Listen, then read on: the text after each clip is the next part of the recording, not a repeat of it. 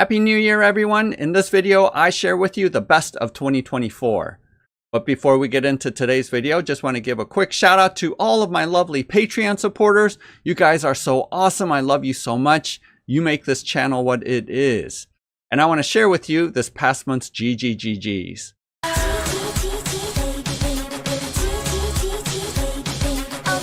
Each month, Bob the Beholder picks some of my Patreon supporters to receive gratitude gifts. And for this past month of December of 2024, WP and JJA are receiving a pledge for the Diverger Hold campaign. TRO and Michael C are receiving a pledge for the Legends of Darkshire Kickstarter. Tony P, Roy R, Carlos M, Beppe, and Gamgan are all receiving a Dark Ages Medieval Building Part 2. And then finally, Musa K is receiving $100 to go towards the Forgotten Ruins of Drakenfell campaign. Go ahead and use the link below if you want to check out my Patreon page and get in on the possibility of receiving this month's gratitude gifts. We'll be populating that list as the month goes along, and it only takes $1 to become a Patreon supporter. So this video is split up into 3 different sections. The first is my game of the year. The second category is the best tabletop war game of the year. And then finally, my best 3D print of the year. Feel free to use the timestamps below if you want to skip ahead to any of those sections.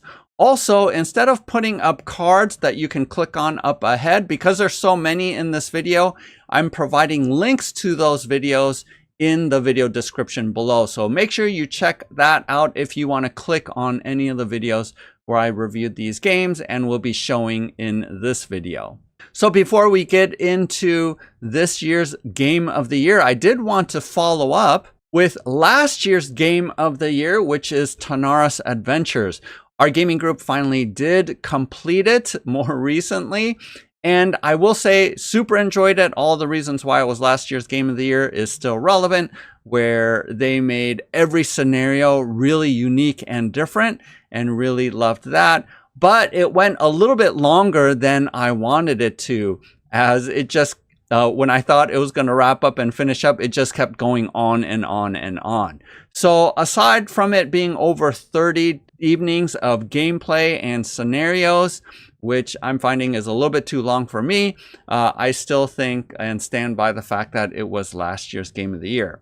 Now, before getting into the game of the year, I do want to share the 2 games that I played the most. The first is Marvel Zombies from Simon, and I did create this 3D board, which honestly probably makes it more fun to play on rather than some of the other games, just because the 3D board provides so much immersion.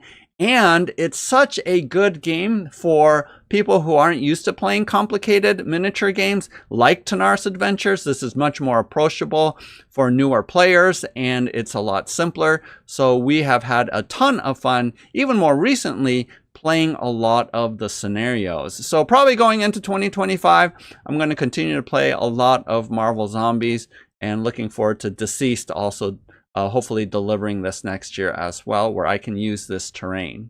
Also, another game that I played a lot this year is Kemet. Now, this is an older game. It didn't come out in 2024, but I just love this area control game, Dudes on a Map, because it really rewards taking the initiative and attacking. One of the things that I don't like about a lot of other area control games is that you are punished for being aggressive, for being the attacker, and that results in a lot of people just turtling. But in this game, what I really like about it is that you are able to take the initiative and to attack, and also all of the cards that you can choose are all really, really good. So there isn't a bad upgrade in the entire set. So tons of different strategy. I really love this game a lot, and our gaming group plays it quite a bit. So the game of the year actually is Primal the Awakening, and received this at the beginning of the year and was able to paint up all of the miniatures. But this is my game of the year because in many ways, Oathsworn, which I felt like was really, really good with the storyline, I actually think that this game is better with the actual game mechanics of using your cards to be able to do these awesome combos and trying to use your cards as a resource and figuring out when to play what. So the actual gameplay in this game I like better than Oathsworn, which was my game of the year a couple of years ago. Even though this doesn't have a awesome storyline, and in fact I would zone out when one of the other players was reading the storyline in this game and would look at how I could craft more items or pick different equipment.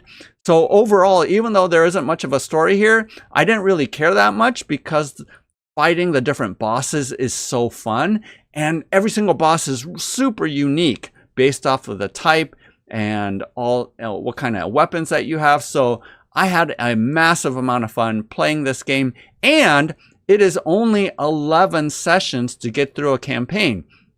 That's short enough where I'm actually wanting to play it through it again with a different character, and we've only seen half of the available bosses that are there. So this is the kind of thing where I really love the gameplay a lot, the strategy behind it, and because of that, this is my game of the year. I also really like painting up all of the bosses. It was relatively quick and easy just because they all have so much texture that it's super easy to use my craft paints to get them painted up and onto the table. So this game was really fun to be able to play, but also painting up the miniatures wasn't that bad. Now, before we get into the best war game of this past year, there are a couple of runner-ups. And the first one here is Full Spectrum Dominance, a 6mm scale game. And I really like this game a lot. It was super easy to print up 2 factions just because at 6mm, they're really small and you're able to paint them up very, very quickly. And I loved all of the cards that come with it, made it relatively quick and easy to be able to play, but there's a lot of depth in terms of strategy and all the choices that you can have. So it was a really great game. Could have been potentially my game of the year, my tabletop war game of the year, except for the fact that I only played it a few times. So I wasn't really able to get into it in depth. But this is definitely a game that I would recommend if you're interested in a smaller scale game. And the board is smaller as well. All the terrain is smaller. And they have since then come out with another Kickstarter to introduce a few more factions. So there is a ton of support for this game, and a lot of people that have played it really like it a lot. So the only reason why it isn't my tabletop war game of the year is because I only played through it a couple of times. And that's going to be true for a number of these other runner-ups. It isn't that they were a bad game, it's just that I didn't have a chance to play it more in order to get a good sense of what I felt about it. Another game that I liked is Cyberpunk Red Combat Zone. And again, the only reason why I didn't come out with a review video for this game is because I only played it at a demo at Gen Con and liked it a lot there, but after even painting up all of the miniatures, I haven't had a chance to play it again. So I'm looking forward to playing this more in 2025. Hopefully I'll come out with a review video for this game in the future. But when I was playing the demo, I liked it a lot. I like the cards and the mechanics there. So hopefully I'll be able to give you more of a review next year. One of my local friends here in St. Louis actually came out with Zip Wars, which I was able to demo, and I'm actually looking forward to playing this more into 2025 because I actually think it would work great as a 15mm scale game. Just because of the ways that you move around on these squares, it isn't actually measured movement, and you're pulling off whole entire units when you're fighting on the board. So this is something that hopefully I'll also be able to play in the future, but so far what I played during the demo, I liked a lot. But my tabletop war game play of the year is actually One Page Rules, and I've done a number of videos for them. But since 2024 was the year that I was really wanting to explore a bunch of different war games and see which one I like the most.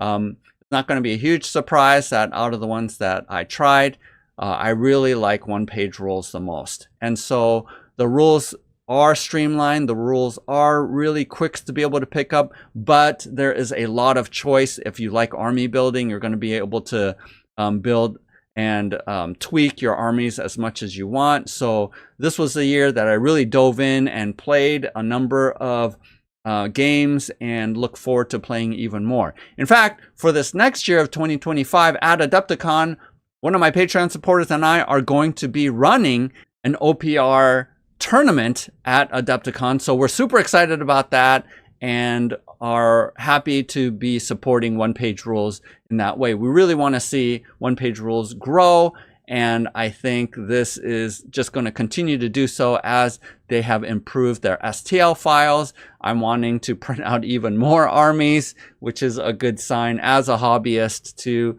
be diving in more, and they're continuing to offer up really, really interesting armies and rule sets. So the growth of OPR is just moving forward, and I'm happy to be a part of that.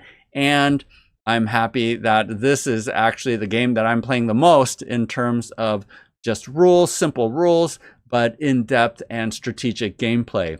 I did dive back into Kill Team, their new 2024 version, and again, was disappointed that they didn't simplify it enough, always hoping for it to have rules like Warcry.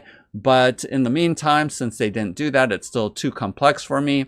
One Page Rules is the rule set that I find myself going back to over and over again. So out of all of the games that I've played, and I know there are a ton of different kinds of game systems out there that are excellent, it's just that I keep going back to One Page Rules. Some of the ones that I want to try out more in 2025 is Moonstone. I've played that a couple of times. I really like that a lot. As well as Trench Crusade. That'll be coming out and delivering, or the rules are already available. So I want to try out that rule set. But again, I think One Page Rules is just excellent. So that's the thing that I want to highlight as my tabletop war game of the year. Now we're going to go into my favorite 3D print of the year. And here are a few runners up before we get into the best one. But I really, really like my Sentinel City 3D printed board.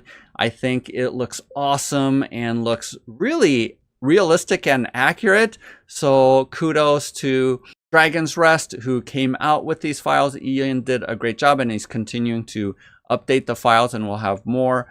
But in the meantime, we have been having a ton of fun playing on this 3D board. So this is definitely one of my favorite prints, but not quite hitting the mark of the best print.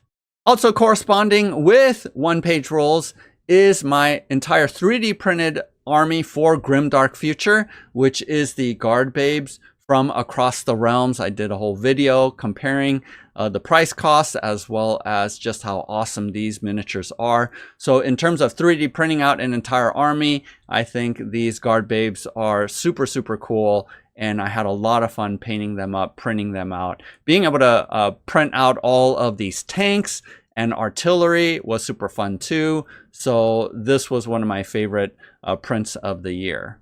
But the best 3D print for 2024 is going to be the Second Dynasty Chimera Cerberus. So this took a super long time. I was actually printing it out at the end of last year, and I was able to paint it up and play Traveler on it, Death Station, which it was perfect for. We modified that module to be able to play on this instead, and it worked out fantastic. My players had such an awesome time running through that first module together on this spaceship, and I just think it looks awesome. It just turned out so cool. The paint scheme turned out really well, and we just, again, being able to play on a 3D printed board like this in a spaceship is super, super cool. So this is definitely my 3D print of the year. All right, so what am I looking forward to playing in 2025? Funny enough, all of the games that I was hoping was going to deliver in 2024 all got pushed into 2025 except for one. So again, at the end of last year, I said I was looking forward to playing Iridia, the pre-painted miniatures of this board game, this fantasy dungeon crawler. So I'm still looking forward to that. It's going to be delivering soon. So that's one of the dungeon crawlers that I'm looking forward to for this next year. And finally, won't need to paint a bajillion miniatures in order to play the game. Company of Heroes is the other game. And as you can see here, I went all in. I got everything in this game and was sort of upset that they added more stuff during the pledge manager. but totally think that this is going to be a totally fun game. I got 6 different armies, so 6 of us can all play together at the same time. I'm a little bit hesitant about whether or not I'm going to paint up all of these tanks, all of the infantry. It is in 15mm, so not 100% sure if I can invest that amount of time in painting up everything. But we'll see. I mean, to be perfectly honest, I think if I do have time, I probably will end up painting everything. But I am really looking forward to this game delivering this next year. Stars of Ikarios, this is the one game that isn't delivering late, at least if I remember correctly. It's supposed to deliver at the end of 2025. I think it looks totally awesome, where it is a little bit like Gloomhaven, but in space, it looks like. But we'll see. I think it looks awesome, so looking forward to this game delivering in about a year. And then I say this every year for the past 3 or 4 years, Storm Thunder. And at this point, I think I'm pretty close to giving up on it. I went all in on this game. And if you read the comments here, people are pretty mad and pissed off about the huge delay that is with this project. I think I still feel hopeful that it will eventually deliver, but after now what's going to be a 4-year delay, I just don't know how they can sustain as a company without delivering on this project. They did have another game, I can't remember, it was some kind of skirmish game that they delivered on. So I don't know, they still keep playtesting, and I'm like, look, just send out a first wave of the base box rather than continuing to tweak everything. But I don't know, I might have lost $600 on this campaign if they don't deliver it soon. So we'll see. I'm sort of on the verge of giving up on this campaign. So there you go. This is my list of the best of 2024. Go ahead and make comments below if you have a list of your best games, best tabletop war game, best 3D print that you have from this past year. I would love to hear what your thoughts are on that. And do you agree with my number ones from this past year of 2024? Really looking forward to 2025. And again, quick shout out to all of my Patreon supporters. You guys make this channel possible. You guys make this video possible, and I do it for you. So thank you so much. I hope you have a great start to your new year, where you're able to get some hobbying done, where you're able to get some gaming in as well, and look forward to seeing what 2025 has for us. Until next time, happy gaming. We'll see ya.